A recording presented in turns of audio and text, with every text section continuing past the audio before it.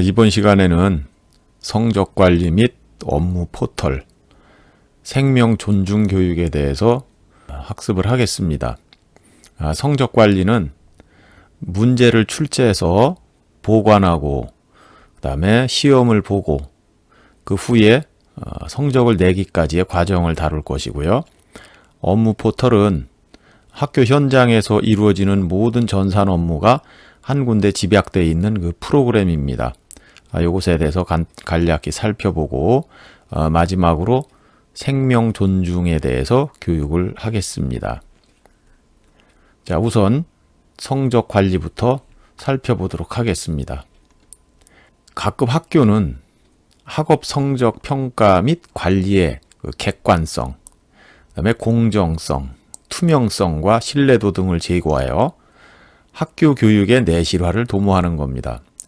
우리가 시험을 보는 것은 수업이 제대로 됐는지 그것을 한번 살펴보기 위한 거죠. 그래서 그로 인해서 학교 교육의 내실화를 도모하는 겁니다.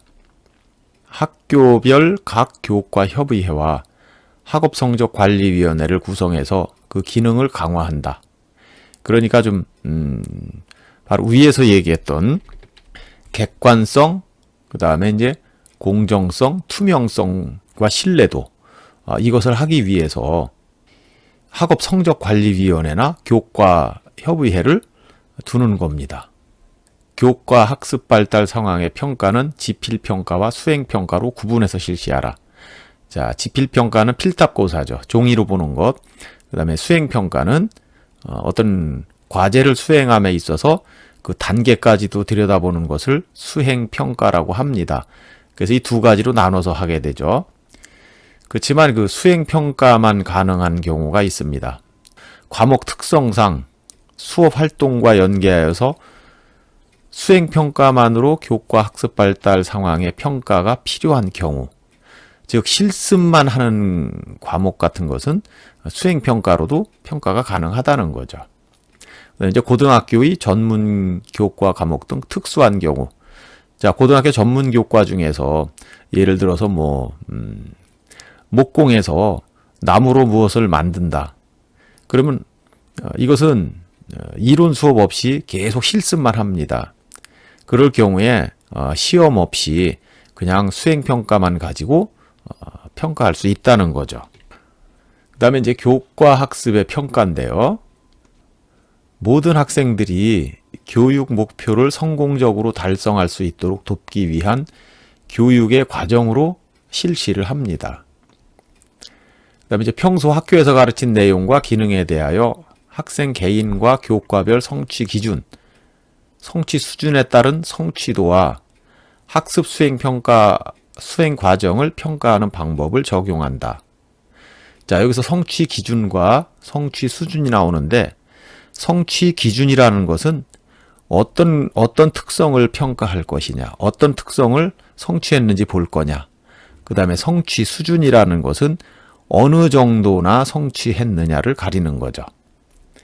자, 그래서 여기서 이제 성취 기준이라 하면 교육 과정에 명기된 학년별 교과 목표를 단원별로 상세하게 세분한 지도 목표, 즉 어떤 지식, 기능, 태도의 특성을 기술한 것입니다. 그 다음에 학년별, 교과별 성취 기준을 설정할 때는 교과협의회를 통해서 정하게 됩니다. 그래서 우선 이제 어떤 기준을 가지고, 그 다음에 영역은 어떤 영역에서, 즉 범위를 얘기하는 거죠. 그 다음에 이제 방법은 어떤 방법으로, 수행평가로 할 건지 지필평가로 할 건지, 혹은 횟수 한 번으로 끝낼 건지 기말고사, 아니면 중간 기말 2번을 볼지, 그 다음에 이제 반영 비율. 자, 그러면 수행평가와 지필평가의 반영 비율을 얼마로 할 거냐. 그래서 지필평가 80에 수행평가 20, 혹은 지필평가 70에 수행평가 30, 이런 식으로 이제 반영 비율을 결정합니다. 그 다음에 성적 처리 방법을 결정하고요. 결과를 어떻게 활용할 것인지, 이 모든 것들을 이제 교과협의회에서 이제 결정을 해서 학업성적관리위원회에서 심의를 하게 됩니다. 그래서 여기 이제 학업성적관리위원회를 통과하게 되면 최종적으로 학교장이 결재를 함으로써 실시가 되게 되는 거죠. 그래서 학교에서 학생이 배운 학교 교육 과정의 범위와 수준을 벗어난 내용을 출제해서 평가하지 않아야 된다. 즉 배운 범위 내에서만 출제를 해야 되는데 만약에 배운 범위를 벗어나서 출제한다면 사교육 시장이 아마 성행하게 될 것입니다. 그래서 학교에서 배운 내용만 가지고 이제 평가를 하게 하는 거죠. 자, 그러면 이제 지필 평가를 살펴보면은요. 자, 평가 문제는 타당도, 신뢰도, 객관도, 변별도를 높이도록 출제하고, 그 다음에 문항 정보표를 작성해서 활용하고요. 그 다음에 이제 교과 교사 간의 공동 출제를 기본으로 합니다. 그래서 학급 간의 성적 차를 최소화하라. 즉, 두 사람이 들어가면 두 사람이 반드시 공동 출제를 하게 되어 있습니다. 한 사람이 출제하면 안 되죠. 아니면 학급 간의 편차가 날 수 있기 때문입니다. 그 다음에 여기서 이제 타당도, 신뢰도, 객관도, 변별도 이것을 문항 정보표에 담아서 작성을 합니다. 그런 다음에 평가 문항을 출제하는데 이때 이제 출제는 공동 출제를 합니다. 자, 위에서 얘기했듯이 공동 출제하는 이유는 학급 간의 성적 차를 최소화하기 위해서 하는 겁니다.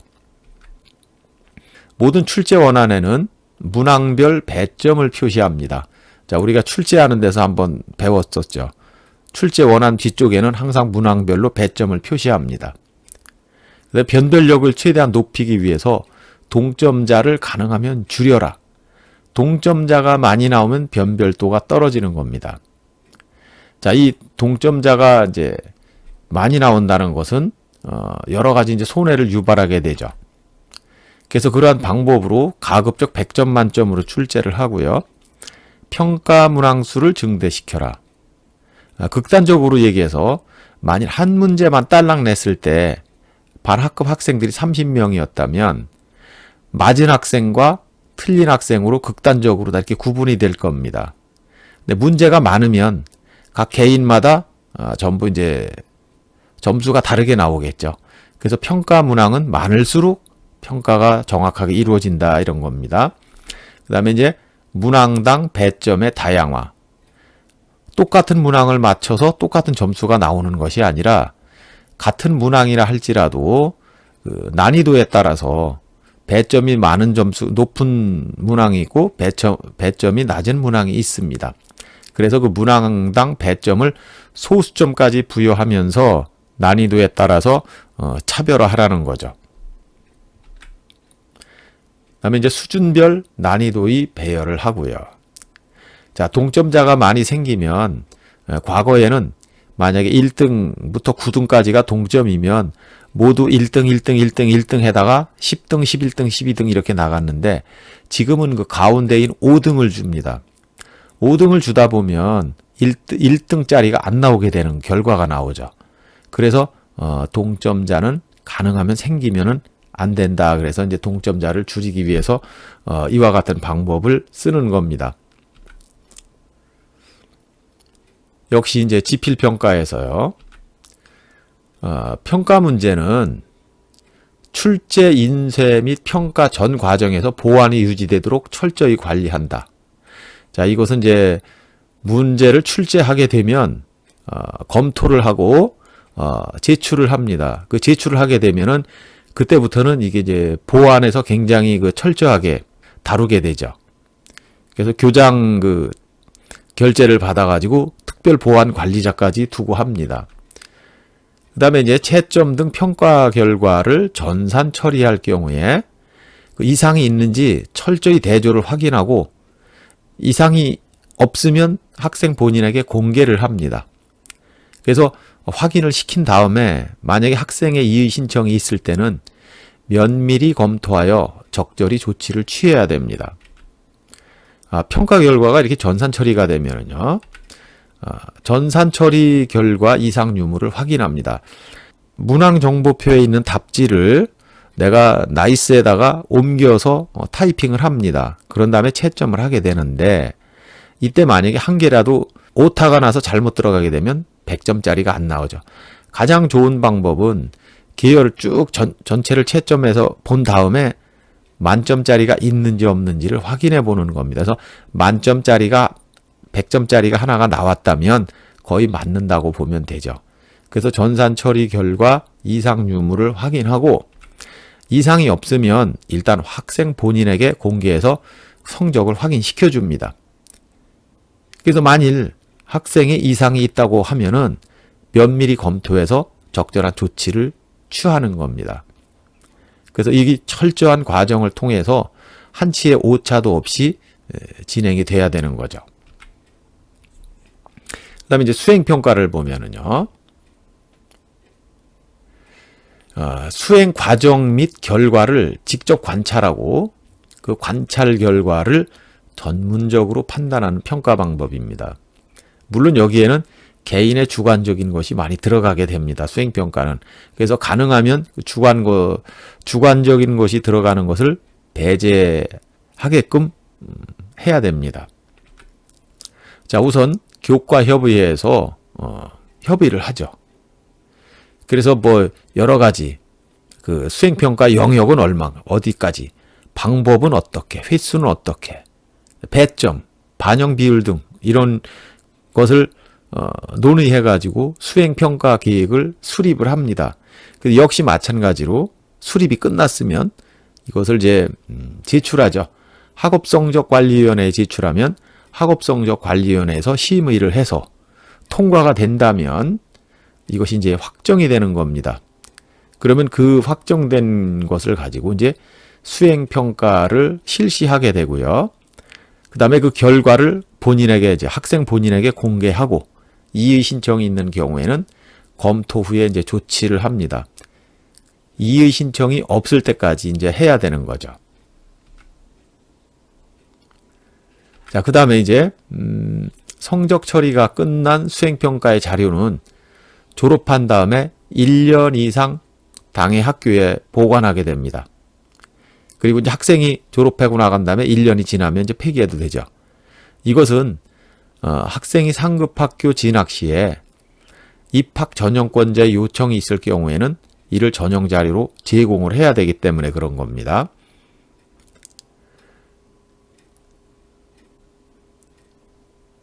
그 다음에 이제 수행평가 결과물은 학생의 이의 신청, 처리 확인 과정 등 적절한 조치가 완료되었을 경우에 학업성적관리위원회 심의를 거쳐서 보관 기간을 결정하고 시행합니다. 단 수행평가 성적을 기록한 성적 일람표는 졸업 후에 1년만 보관하게 됩니다. 수행평가 점수는 점수화가 가능한 영역의 점수만 반영합니다. 점수화가 가능하지 않은 것은 여러 가지 문제를 야기시킬 수 있기 때문에 평가해서는 안 됩니다. 뭐 정량화할 수 있는지 이제 그런 것들도 다 이제 따져봐야 되겠죠. 그래서 이것을 이제 학교의 학업 성적 관리 규정으로 이제 정하게 되는 겁니다. 초등학교는 약간 좀 다르죠. 성적 일람표를 이제 보관 기간을 달리 정할 수도 있고 이제 그런 겁니다. 자, 이제 성취 평가제라는 게 나오는데요. 이 성취 평가제라는 것은 상대 평가가 아니고 절대 평가겠죠. 그래서 학생이 무엇을 어느 정도 성취하였는지를 평가하는 제도입니다. 그래서 그 평가하는 정도로는요, 학업 성취 수준, 즉 그 A, B, C, D 이렇게 되어 있는데 A, B, C, D라는 것은 수미양가에 해당이 되는 거죠. 수미양가. 그 다음에 이제 요 A, B, C만 가지고 하는 것은 우수, 보통, 미흡 이 정도일 겁니다. 그 다음에 이제 P는 이제 이수를 했냐 안 했냐 이제 그것만 따지는 거고요. 보통 자유학기제나 이런 데서 이제 그것을 따지게 됩니다. 자, 그 다음에 이제 교과목별 기준 성취율과 성취 기준, 성취 수준에 대해서 보면은요, 성취율은 어떤 교과목의 성취 기준에 도달한 정도에 따라서 성취도를 구분하기 위한 그 기준이고요. 성취 기준은 앞에서 말씀드렸듯이 성취해야 될 지식, 기능, 태도의 특성을 기술하는 겁니다. 이게 이제 학습 평가의 실질적 근거가 되는 거죠. 성취 기준이. 그래서 이 성취 기준에 의해서 교수 학습, 수업을 실시하고요. 그 수업을 실시한 거에 대해서 평가를 하고 다시 성취 기준을 또 설정하게 됩니다. 그래서 이렇게 이제 반복되게 되죠. 자, 성취 수준은 학생들이 성취 기준에 얼마만큼 도달했는지 그 수준을 나타내는 겁니다. 그래서 성취 기준에 도달한 정도를 몇 개의 수준으로 구분하고, 그러니까 A, B, C, D냐, E냐, A, B, C냐 뭐 이런 거. 그 다음에 이제 각 수준에 있는 학생들의 지식, 기능, 태도의 특성을 설명한 것. 자, 성취평가제 운영 단계를 보시면요. 우선 학업성적 관리 규정을 개정합니다.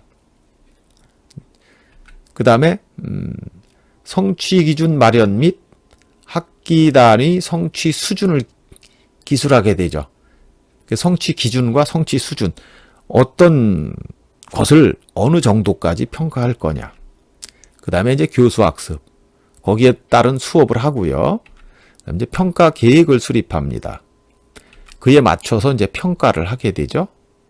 그래서 학기 말 평정 및 성적 산출을 하게 되는데, 학업 성적 관리 규정 개정은요, 학년 초에 합니다. 그래서 성취 평가제 관련 내용을 여기 반영해야 되고요. 그 다음에 이제 성취 기준이나 성취 수준은 학기 초에 한 학기 단위로 합니다. 그래서 학기 초에 교과별로 성취 기준과 학기 단위의 성취 기준을 마련하는 거죠. 그래서 학교 여건에 따라서 교육과정에 포함시키거나 별도 자료로 보관합니다. 근데 교수학습은 이제 학생들이 성취 기준에 도달할 수 있도록 돕고 꿈과 끼를 키울 수 있게끔 수업을 하라는 거죠. 그리고 나서 이제 평가 계획을 수립하는데요. 평가의 목적, 기본 방향, 종류, 방법, 내용, 시기, 그 다음에 영역, 방법, 횟수 등을 포함한 평가 계획을 수립하라 그랬습니다. 올려놓은 자료에 보시면 평가 계획에 대해서 올려놓은 게 있습니다. 물론 여기는 이제 국영수 위주로 올려놨지만 굉장히 복잡하게끔 그 평가 계획을 만듭니다. 그런데 이것을 새로 만들으려면은 굉장히 어려운 거죠. 그래서 일선 학교에 배치가 되시면 그 선임자들이 미리 만들어 놓은 게 있습니다. 그래서 그것을 이제 바꿀 줄 알아야죠. 내 과목에 맞게끔 변형을 시켜야 되는데, 이것도 교육과정의 변화라든가 다른 어떤 법령이나 개정이나 이런 거에 의해서 계속 수시로 바뀌는 거기 때문에 이것은 언제 어떻게 바뀔지는 예측이 불가능합니다. 그래서 거의 매년 바뀐다고 보시면 됩니다. 평가 계획. 그거에 의해서 이제 평가를 하는데, 성취 기준의 도달 목표를 측정할 수 있는 평가 도구를 제작해서 만듭니다. 그런 다음에 이제 학기 말의 원점수를 바탕으로 성취 수준별 분할 점수에 따라서 이제 평정을 하는 거죠. 그러면 이제 출제 계획 수립을 어떻게 하는지 한번 보겠습니다. 반복해서 나오지만 가장 먼저 하는 것이 이제 교과 협의회에서 하는 겁니다. 그래서 교과목별 성취 기준과 성취 수준에 맞는 출제 계획을 수립하고요. 평가의 영역, 내용 등을 포함한 문항정보표를 작성합니다. 즉 이원 목적 분류표를 작성하는 거죠. 그래서 이것을 역시 이제 학업성적관리위원회에 제출하고, 이 학업성적관리위원회에서 확정이 되면 교장선생님 결재를 득하게 되는 겁니다. 그래서 문항 출제 단계를 보면은요, 맨 처음에는 성취 기준을 체계화합니다. 성취 기준과 성취 수준을 어떻게 할 건지 이제 그걸 먼저 정해놓고요. 그에 맞춰서 문항 정보표를 작성합니다. 그 다음에 이제 평가 유형의 선정을 하죠.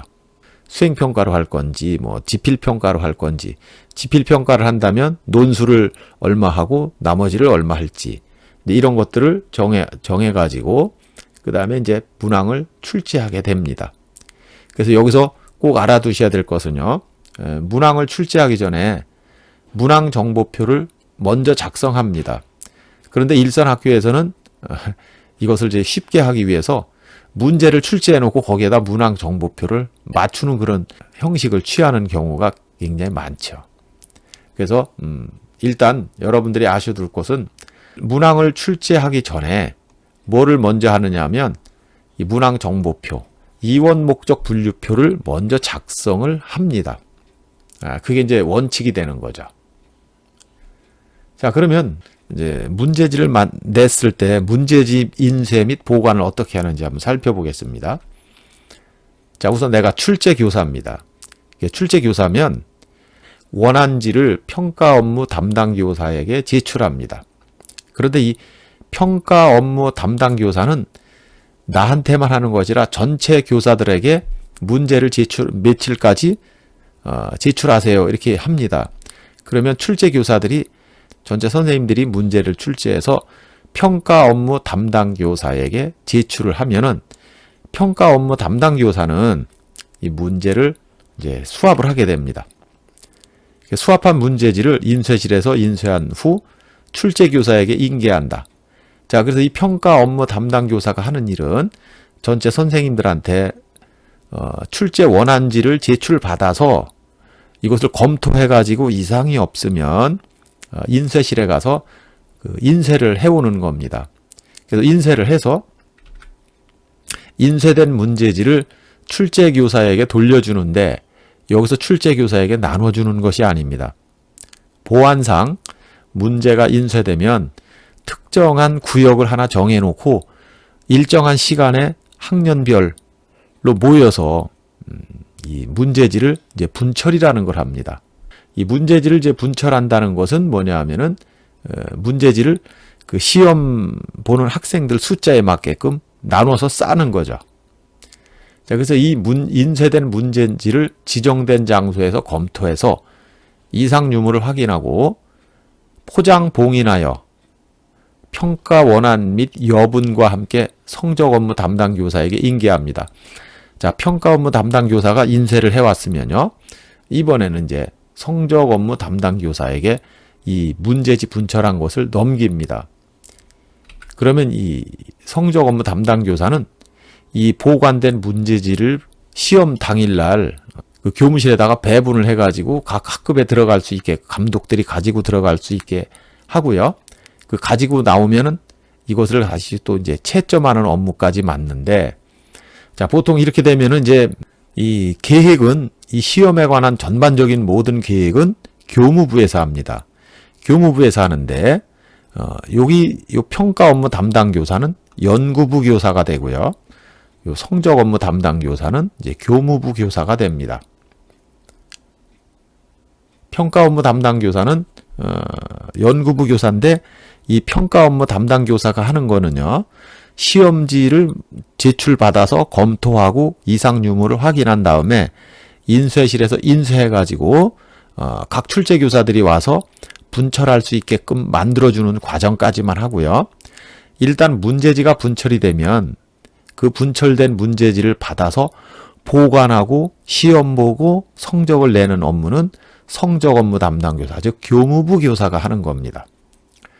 자, 학교장은요, 평가 문제 인쇄 기간 중에 인쇄실을 통제구역으로 설정하고 보안 및 인쇄관리 담당자를 지정하는 역할을 해야 됩니다. 그래서 시험 보는 기간에는 학생들 출입도 엄격히 통제가 됩니다. 교무실에. 다음에 이제 평가 시행을 보면은요, 시험 감독관을 당일 개시 및 임의 교체 금지.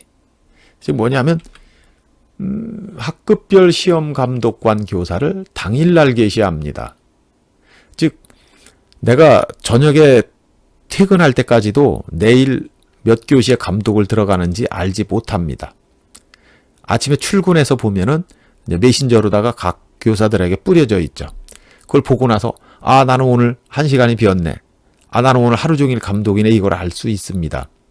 그래서 학급별 시험 감독관 교사를 당일날 아침에 이것을 이제 게시하는 거죠.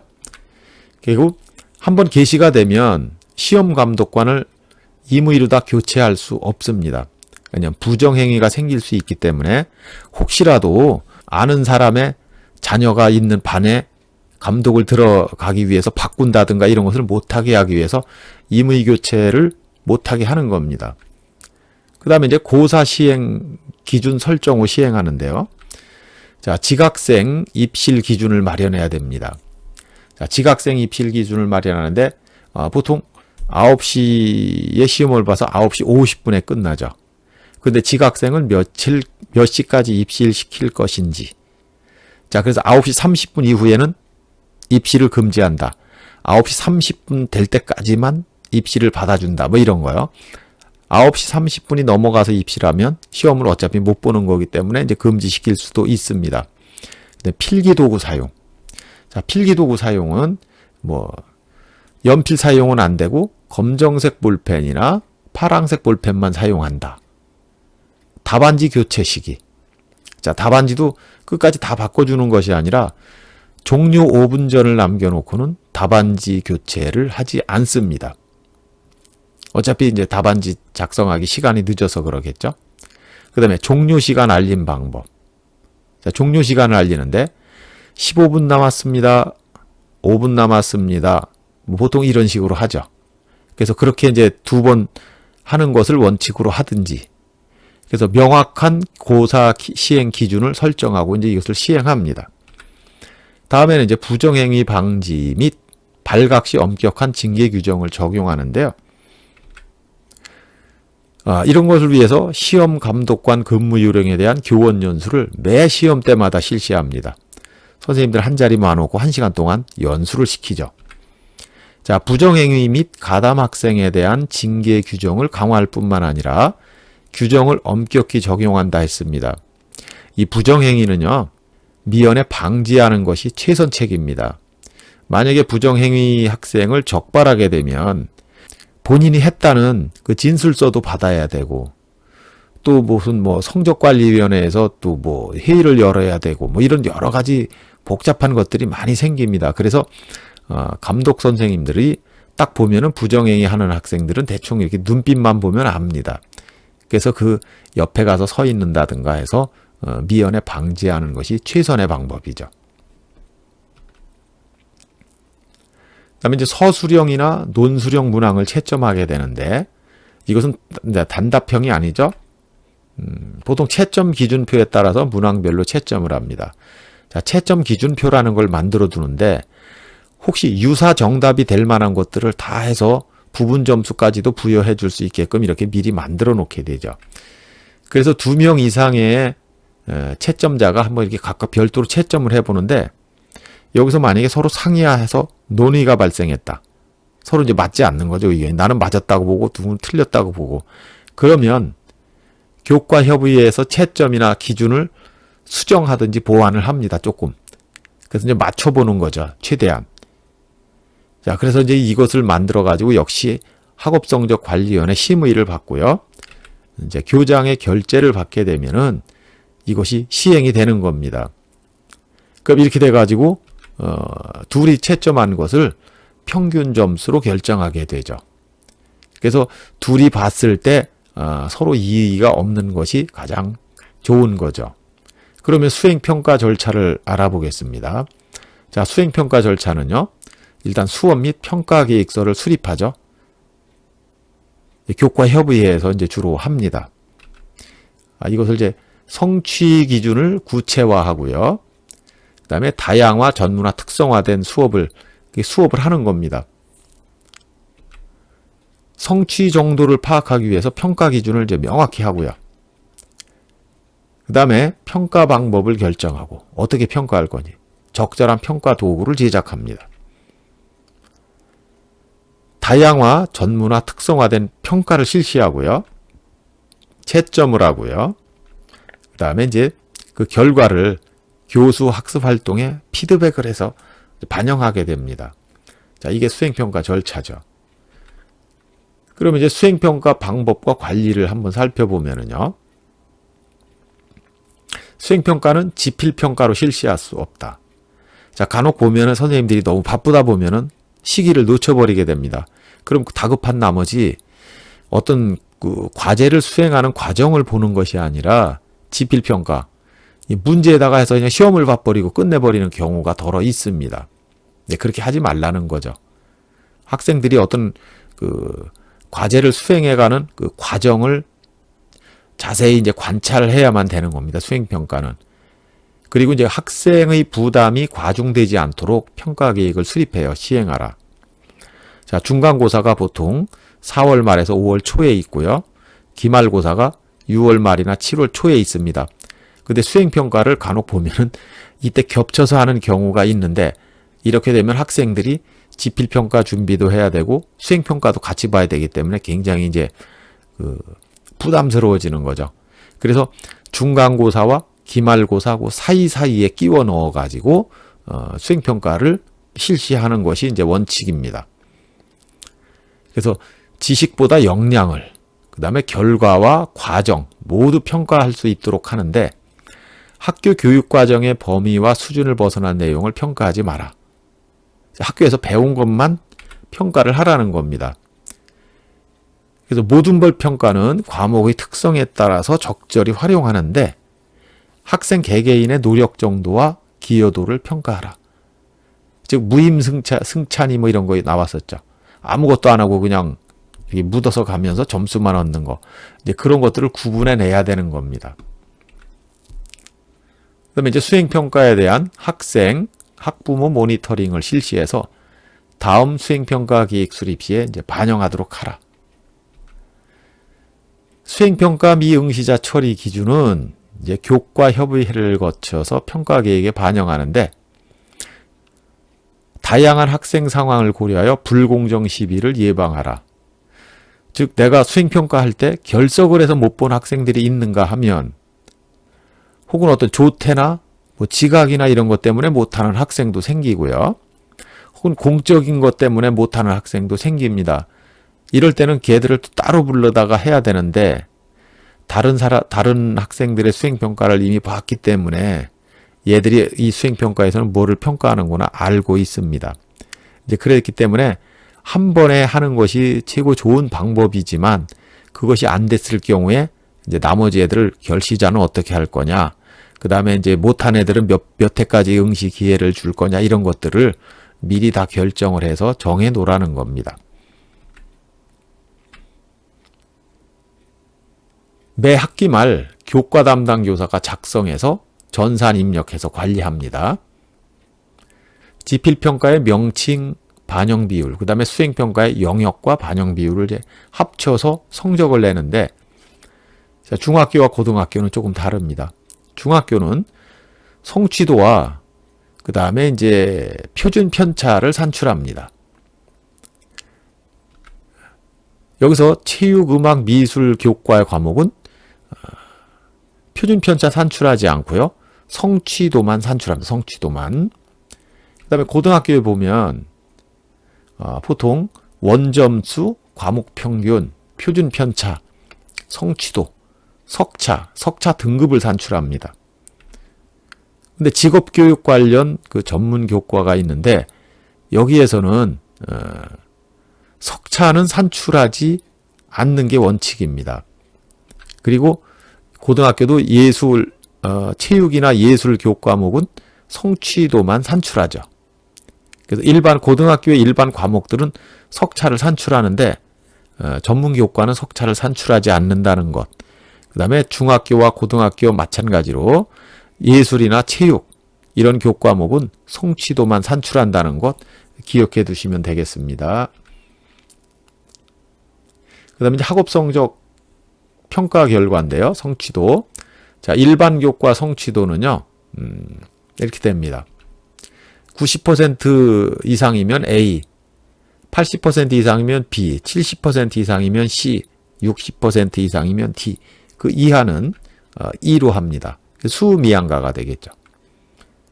그 다음에 체육, 음악, 미술 교과의 성취도 평정은요, 80에서 100이면 A, 즉 우수가 되고요. 60에서 79면 B, 보통이 되는 거죠. 그 다음에 59까지는 미흡이 되는 미흡. 그래서 A, B, C로 나누게 되죠. 과목별 성차 등급에 보면 내신 성적 여러분들이 잘 아실 겁니다. 1등급은 4%까지고요. 2등급은 11%까지, 3등급은 23%, 4등급은 40%, 5등급은 60%, 6등급 77%, 7등급이 89%, 8등급이 96% 이하, 그 다음에 나머지 이제 9등급이 96% 초과. 그 1등급과 9등급은 같은 인원이죠. 비율이 같습니다. 2등급과 8등급이 같은 거고요.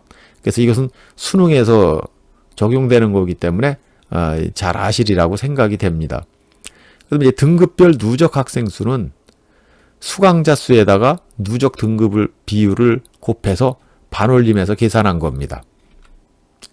동급자 처리 규정에서는 중간 석차 백분율에 의해서 등급을 부여합니다.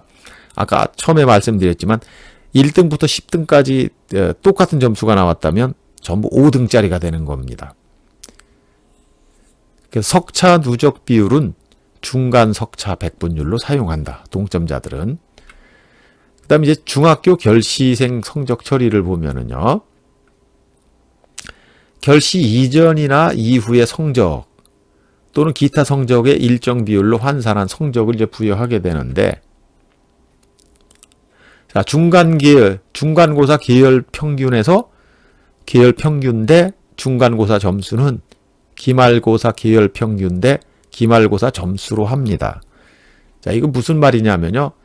중간고사 계열 평균이 40점인데 내가 거기서 20점을 맞았습니다.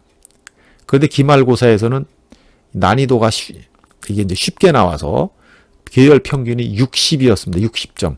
그럼 중간고사 때 계열 평균이 40이었는데 기말고사에서 60으로 갔으면 기말고사에서는 내 점수도 당연히 올라갈 거라고 생각이 되죠. 그래서 기말고사 계열 평균에서 60이면 내가 30점을 맞는 겁니다. 그래서 만약에 여기서요. 기말고사를 내가 이제 안 봤습니다. 그래서 이걸 Y라고 놓고 비례식으로 풀어보면은요. Y는 중간고사 점수와 기말고사 계열 평균 곱한 것을 중간고사 계열 평균으로 나누게 되는 거죠. 그래서 인정사유 및 인정점의 비율 등은 이제 학업성적 관리 시행 지침에 준하고요. 만약에 여기 학업성적 관리 지침에 없는 사항이 있으면 당해 학교의 학업성적 관리 규정으로 정하게 됩니다. 결시생 성적 처리를요. 자, 응시한 학생의 성적 중 최하점의 차하점을 부여하는 거.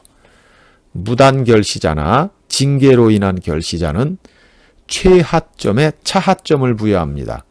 계열에서 제일 낮은 점수를 최하점이라 그러죠.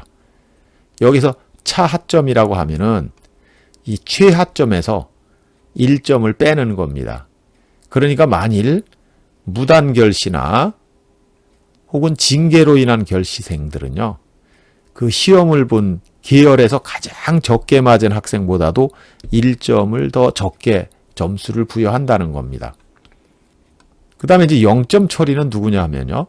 부정행위나 부정행위 협조자는 0점 처리입니다.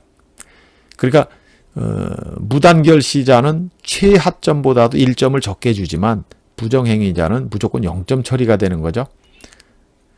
뭐 생리통으로 인한 결석이나 이런 거는 이제 인정을 해주고요.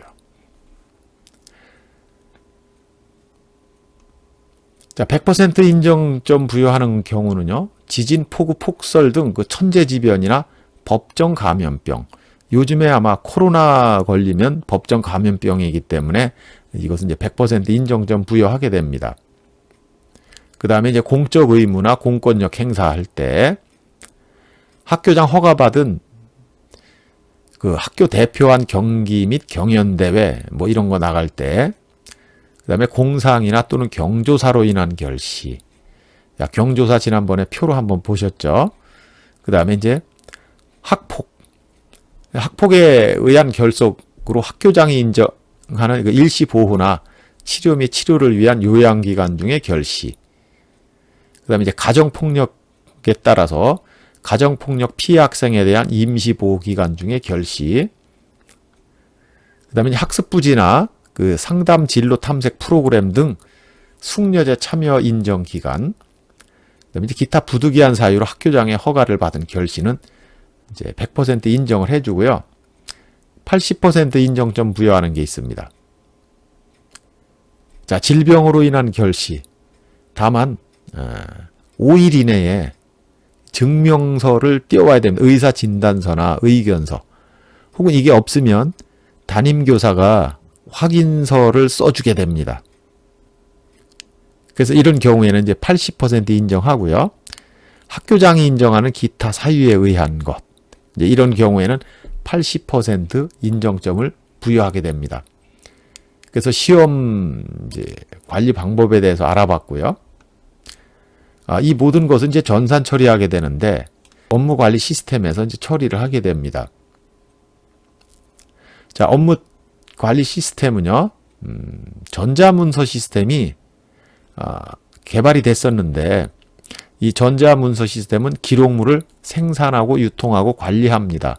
그런데 이것이 이제 뭐 개인정보 보호가 침해된다는 이유로 2011년도에 업무관리 시스템으로 바꿨습니다. 그래서 기록물만 관리를 하게 되죠. 근데 여기서 이제 전자문서 시스템은 전국에 있는 학교를 연결하는 것이 아니라 지역교육청과 가끔 학교만 연결되기 때문에 이제 다소 국소적이었죠. 그래서 만약에 경기도에서 있는 학생이 뭐 부산으로다가 전학을 간다 하면은 이 전산 처리가 연결이 안 됐었습니다. 그런데 지금 이제 업무관리 시스템으로 오면서는 교육부 산하 17개 시도교육청과 그 다음에 지역교육지원청 및 각급 학교를 다 하나의 시스템으로 묶은 거죠. 자, 그럼 그 구성은 어떻게 되어 있는가 하면요. 우선 업무 처리와 업무 지원으로 나눠볼 수 있습니다. 그래서 업무 처리는 일단 전자결제가 있고요. 그다음 메모 관리가 있습니다. 그 다음에 이제 업무 지원은요. 여기 이제 일정 관리가 있고 달력. 그 다음에 이제 지원 기능이 있는데 이 업무 처리에서는 일반 문서나 에듀파인, 나이스 이것을 이제 문서 카드로다가 활용하게 됩니다.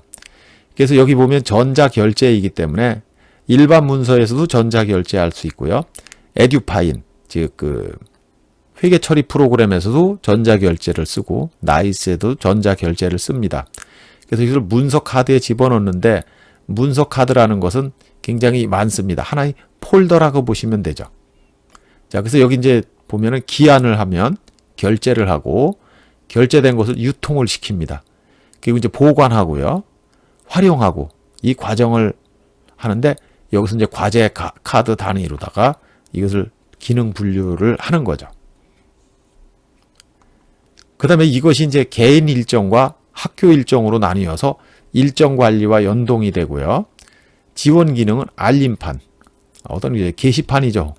공지사항이나 그 다음에 내부 메일, 내부에서 알림망, 그 다음에 이제 공유 설비 예약 이런 것들로 이루어져 있습니다. 자, 접수 문서 결제 처리를 보면은요. 크게 학교 문서 담당자와 업무 관리자, 업무 담당자가 있는데요. 학교 문서 담당자는 학교에 보면은 실무사라는 사람들이 교무실에 배치되어 있습니다. 이 사람들이 주로 이제 문서를 담당하게 되죠. 그 다음에 이제 업무 관리자가 있고요. 업무 관리자. 업무 관리자는 이제 교장이 될 수도 있지만 보통은 부서장입니다. 부서장. 그 어떤 그 교무부 그러면 교무부장이 되는 거죠. 우리가 얘기했던 그 보직교사가 되는 거고요. 업무 담당자는 실제 그것을 맡고 있는 일반 교사가 되는 겁니다. 학교 문서 담당자를 보면요. 문서 담당자는 일단 수신 문서를 접수해 가지고 접수 문서에다 집어넣는 역할을 합니다. 그래서 학교에 오는 모든 공무는 이 실무사들이 주로 담당하게 되죠. 그래서 학교 문서 담당자고요. 업무 관리자는 일단 담당자만 지정했을 때 학교에 온 문서를 접수된 문서를 일단 담당자에게 보냅니다. 그러면 그 담당자가 관리자를 지정해서 결제를 맡는 거예요. 그리고 자기한테 돌아오면은 이것을 이제 자기가 처리해서 과제 카드 속에다가 지정해서 넣는 거죠. 자, 그럼 여기서 순서가 어떻게 되냐면 담당자만 지정하는 경우는 담당자가 먼저 받아서 관리자에게 결제를 받아가지고 처리하는 겁니다. 이러이러한 공문이 왔습니다. 근데 이게 반해서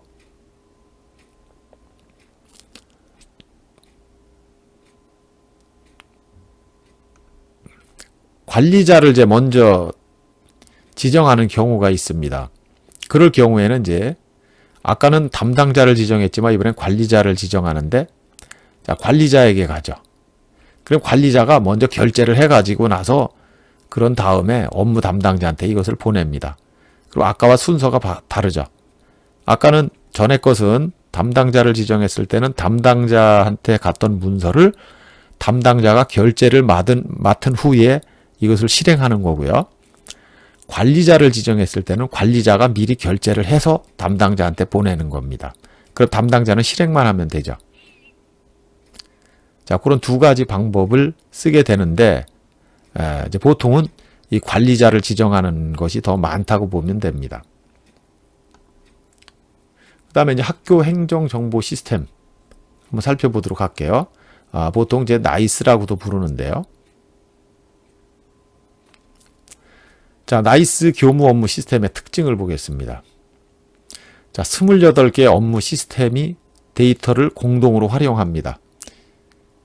그래서 모든 정보는 시스템 간의 연계를 통하여 공동 활용돼서 같은 데이터를 2번 이상 입력하는 비효율성을 제거합니다. 즉, 중복 입력을 허용하지 않는 거죠. 그 다음에 이제 교무 업무의 자동화를 구현하는데, 교무학사는 많은 업무를 자동화해서 그 처리 결과를 바로 확인하게 합니다. 그래서 보면 시스템에서 일일 출결 업무를 정상적으로 운영하는 경우, 즉 담임이 출결 사항을 입력해 놓으면 학생부에서 학생부장이 그 출결을 파악해서 모든 반에 지각생을 색출해낸다던가, 혹은 뭐 어디 전출 갈 때 전출 학생의 출결 관계를 교무에서 띈다든가 하는 거, 이런 것이 전부 연계돼서 이루어진다는 겁니다. 그래서 학생들의 연간 결석 횟수를 자동 계산해서 생활기록부를 생성하기도 하고요. 전출입 시나 휴복학 시에도 출결 사항을 자동으로 산출합니다. 그 다음에 사용자 편의를 위한 서비스를 제공하게 되죠. 자, 온라인으로 여러 가지 교육을 받을 수 있는 시스템이 있고요. 정보 서비스 시스템, 동호회 활동이라든가 뭐 Q&A 같은 것을 운영하기도 하고요. 도움말을 제공하기도 합니다. 그 다음에 이제 교육과정의 병행 처리를 가능하게 하는데, 초중고 시스템을 각각 별도로 운영해서 특성에 맞는 업무 처리가 가능하게 이렇게 합니다. 자, 시기별로 교무 업무 흐름을 보면은요,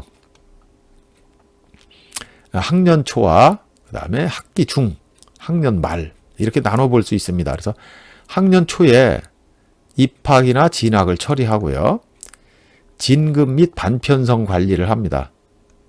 그리고 나서 학급 담임 편성하고요. 그 다음에 이제 과목을 개설하고 시간표를 생성하는데, 이것이 이제 다 기본 학적이 이제 들어가게 됩니다. 이렇게 되면 학년 초에 이것들은 말이 학년 초지 실제는 보통 3월 이전 혹은 3월 첫 주에 다 이루어지게 됩니다. 여기까지 끝이 나야만 그 다음에 이제 나머지 작업들을 할 수 있는 겁니다. 이것이 끝나지 않으면 출결도 입력할 수가 없습니다. 학기 중에는 출결 및 학생 자료 관리하고요. 성적 처리 관리하고, 그 다음에 이제 학부모 서비스를 제공하게 되죠. 그러다가 학년 말에 가면 학교 생활기록부 정리하고요. 학교 생활기록부를 반영합니다. 그 다음에 이제 자료를 검증하고요. 그렇게 돼서 이제 학교 생활기록부 마감까지 봤고요. 자, 업무 포털을 처음에 열으면 이런 것이 이제 생깁니다. 여기서 처음에는 이제 본인의 아이디를 넣게 되죠. 그래서 본인의 아이디를 여기다가 넣고 로그인을 누르게 됩니다. 로그인. 혹은 엔터를 치든지, 이 로그인을 누르게 되면 이게 이제 다음 장으로 넘어가게 되는데요. 이런 것이 뜹니다. 이것이 나오면 인증서를 넣었는데 하드디스크에 있느냐, 이동식 디스크에 있느냐, 이런 것들이 되겠죠. 그래서 보통은 하드디스크에 넣는 것을 금지합니다. 그래서 이동식 디스크에 집어넣고 있기 때문에 디스크를 누르게 되면 이렇게 이제 USB 이름이 나오게 되죠. USB가 컴퓨터에 하나 꽂혀 있을 때는 이렇게 하나만 나오는데, USB가 여러 개 꽂혀 있으면 여기 그 종류들이 쭉 나열됩니다. 그러면 내가 이제 내 인증서가 들어가 있는 USB를 선택하면 되겠죠. 그렇게 해서 첫 번째 나오는 화면이 바로 이게 업무 포털의 그 메인 화면입니다.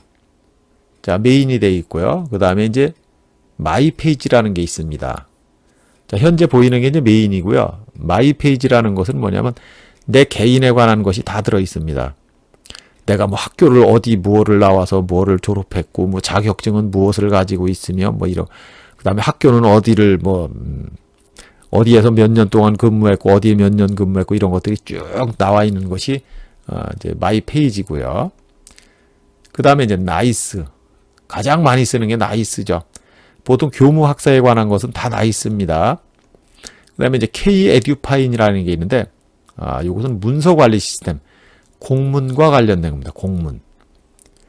공문에 관한 것은 전부 이 K-에듀파인. 그 전에 문서 관리였었는데 지금 K-에듀파인으로 이제 바뀌었습니다. 그냥 에듀파인이 있는데 19회계라고 돼 있죠. 이 에듀파인은 회계 프로그램입니다. 그래서 유치원 그 파동 때 이 굉장히 이슈화 됐었죠. 정부에서는 에듀파인을 도입해라. 사립 유치원에서는 사유재산 보호하라. 이렇게 해서 맞서고 그랬었죠. 자, 그래서 여기까지 하고요. 나머지 뒤쪽의 것은 이제 그냥 넘어가도 될 것 같습니다. 자, 그러면 여기 이렇게 이제 나오는데요. 복무가 나오는데, 복무를 눌러보면, 개인 근무 상황 신청, 일일 근무 상황 조회, 그 다음에 개인 초과 근무 신청 이런 것들이 쭉 나옵니다. 자, 간단하게 설명을 드려볼게요. 여기서 개인 근무 상황 신청이라는 것은 내가 조퇴를 하든지 아니면 혹은 뭐 어디 지각을 하든지 출장을 간다든가 이런 것을 여기서 입력하게 되고요. 일일 근무 상황 조회는요. 요걸 눌러보면 그날에 출장 갔거나 이 어떤 여기 근무 상황이 변동된 사람들의 명단이 쭉 뜹니다. 그래서 개인 초과 근무 신청이 나오고요. 개인 초과 근무는 내가 정규 근무 시간에 처리를 다 못 끝냈을 경우에 남아서 하겠다는 그런 이제 신청이죠. 그 다음에 이제 개인 출장 관리가 있는데요. 두 가지를 한번 설명드려 볼게요. 자, 여기 개인 근무 상황은요. 여기서 신청하는 거는 관내 출장만 신청됩니다. 관내. 12km 이내든지 같은 시군에 있는 거. 그 다음에 여기 개인 출장 관리에서는 관외 출장이 여기 해당이 됩니다. 관외. 12km가 넘어가는 거리라든가 혹은 타 시군. 이것을 이제 관외라고 그러는데 출장비가 다르죠. 그래서 여기서 이제 관내 출장은 개인 근무 상황에서 신청하고요. 관외 출장은 개인 출장 관리에서 신청을 하게 됩니다. 그 다음에 이제 학적에 보면은요. 자, 이런 것들이 있는데, 기본 신상 관리나 뭐 사진 입력 이런 것이 나옵니다. 기본 신상 관리는 중학교나 고등학교에 처음 입학했을 때 1학년 학생, 신입생한테 해당이 되는 거죠. 여기 보면은 이제 기본 신상이라고 있습니다. 이름은 뭐고, 성별은 뭐고, 생년월일은 뭐고, 이것을 이제 쭉 쓰는 겁니다. 여기다가. 그리고 나서 이제 사진 일괄 입력도 있는데 한 사람씩 입력시킬 수도 있습니다. 여기 사진 들어가는데 그 다음에 이제 학급 명렬표 출력할 수 있고요. 나머지는 뭐 그렇게 많이 쓰지는 않습니다. 여기까지 하면은 출결 관리로 넘어가게 되겠죠. 자, 그래서 출결 관리를 보면은 이 출결 관리는 가장 많이 쓰는 겁니다. 담임을 맡게 되면 하루도 안 빼놓고 매일 이 작업을 해야 됩니다. 자, 여기 보면은 이제 어떻게 되느냐 하면은 일단 그 계열 학과 집어넣고 여기 반은 담임이면 자기 반이 나옵니다. 그 다음에 여기 이제 요거 날짜인데 요 버튼을 누르게 되면 달력이 뜹니다. 그리고 거기서 오늘 날짜를 딱 클릭하면 이게 자동으로 나오고요. 그 다음에 이제 조회를 누르면 아래와 같은 화면이 나옵니다. 결석에 관한 거, 지각에 관한 거, 그 다음에 조퇴에 관한 것. 자, 그 다음에 결과에 관한 것. 자, 나눠져 있는데, 여기에서 지금 현재 그 고현정 학생을 예로 들어 보겠습니다. 여기는, X가 쳐져 있죠, X. 자, X가 쳐져 있는데, 이것은 뭐냐면, 요겁니다, 요거, X. X라는 건 무단 지각이라는 거죠, 무단 지각. 무단 지각인데, 그 이유는 태만입니다, 태만. 여기다 태만이나 늦잠 써놓으면 됩니다. 그런데 여기 클릭을 하면은 이쪽에는 다 뭐냐면 이렇게 슬래시 표시가 찍힙니다. 이렇게 슬래시. 조회 시간 1교시, 그 다음에 이제 2교시가 슬래시 표시가 찍히는데 얘는 무단지각. 그래서 이렇게 해놓고 나서 끝날 때는 반드시 저장을 눌러야 됩니다. 저장을 안 누르면 얘가 사라져요. 화면을 바꾸게 되면. 저장 누르고 그 다음에 이제 두 번째로 다 끝났으면 출결 마감을 해야 됩니다. 출결 마감을 했을 때는 다른데 학생부라든가 뭐 교무부에서 이것을 끌어다가 이제 쓸 수가 있는 거죠. 자, 그리고 이제 만약에 뭐 무단 결석을 했다 하면은 이 학생은 아마도 여기서 여기다가 체크를 해놓고 그리고 나서 입력시키면 됩니다. 그 다음에 이제 자율활동이 있습니다. 자율활동 보시면 이렇게 자동봉진으로 돼 있죠. 자동봉진. 여기 보면 자, 자율, 동아리. 자, 동아리가 여기까지입니다. 동아리. 그 다음에 봉사, 진로. 그래서 자동봉진입니다. 이렇게 되어 있는데 이 개인별, 반별 조회 여기서 이제 어떻게 입력을 시키는가 하면은 자, 우선 반별로 지금 여기서 하는 것은 이제 봉사활동 누가 기록인데 자, 이 봉사활동은 보면은 뭐 교내 청소를 했다면 한 학년이 전체가 다 한꺼번에 한 겁니다. 그렇기 때문에 이것은 이제 반별로 입력시키는 게 편하겠죠. 자, 그래서 이것도 역시 마찬가지로 일자 해놓고 나서 조회를 누르면 됩니다. 조회를 누르면 나오는데 여기에 이것을 먼저 입력을 시키고요. 어디서 뭘 했다는 거. 그 다음에 여기서 결석한 학생들은 체크를 해제시켜야 되죠. 요렇게. 그리고 나서 여기서 이제 그 적용 버튼을 누르게 돼요. 적용 버튼을 누르게 되면 요 밑에 와서 이렇게 전체 학생들이 내가 체크해 놓은 학생들이 한꺼번에 다 들어갑니다. 이게. 그리고 나서 여기도 마찬가지로 반드시 저장을 눌러야 됩니다. 저장. 이렇게 하면은 한 반 학생들이 한 번에 다 입력이 되는 거죠. 그 다음에 이제 성적에 관한 건데요. 자, 여기 이런 것들이 있습니다. 지필평가, 수행평가, 뭐 성적 나오면 이제 조회도 할 수 있고요. 전부 다 여기서 할 수 있는 건데 성적에 관한 거는 수행평가, 영역관리.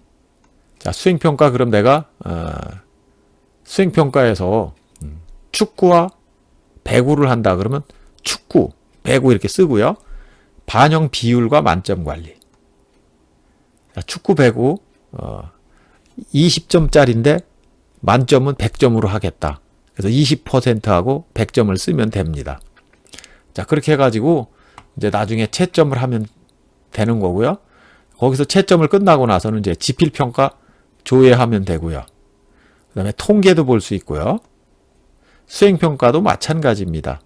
자, 이런 식으로다가 이제 이용하면 되는 거죠. 자, 학교 생활기록부는요. 자, 이렇게 쭉 써놓았으면은 처음에 여기서 보면은 이제 자료 반영이 나옵니다. 자료 반영. 자, 이 자료 반영을 딱 여기서 누르면요. 지금까지 동아리 교사가 쓴 것, 그 다음에 다른 사람들이 독서 활동에 대해서 쓴 거, 내가 쓴 것 말고도 다른 사람이 얘에 관해서 써놓은 거는 다 이쪽으로 끌려오게 됩니다. 그 다음에 이제 두 번째로 하는 것이 자료 검증인데요. 자, 여기서 자료 검증을 누르게 되면 중복돼서 들어갔거나 시간수가 안 맞거나 하는 것은 여기서 걸러집니다.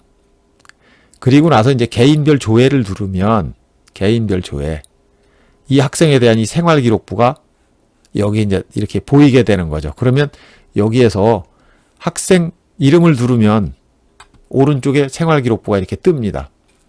그럼 여기서 이제 프린터기 요거, 요 버튼을 누르게 되면 출력이 되는 거죠. 혹은 나는 노안이 와서 이게 잘 안 보인다 그러면 여기서 요 플러스 버튼을 누르게 되면 확대경, 이게 글씨가 한번 누를 때마다 일정 비율로 커집니다. 자, 이런 것들을 이용해서 이제 생활기록부를 출력하면 되고요. 이제 보통 학년 말에 이것을 하게 되죠. 그 다음에 이제, 자, 펩스라는 거는 하나의 체력장이라고 보시면 돼요. 체력장. 심폐지구력,